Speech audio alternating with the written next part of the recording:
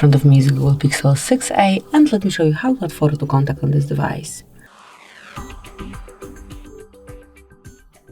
So first of all, you have to open your phone dialer, then reach your contact list if you are not here, and then select the contact that you would like to add this profile picture to.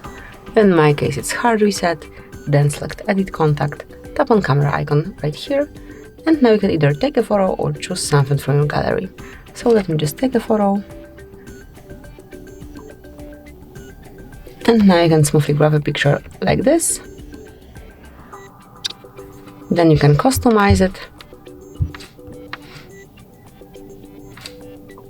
So you can crop it, you can rotate it, whatever you want to do with this picture. And then click on Done. Click on Save to finish the whole operation. And that's it. As you can see, it is applied.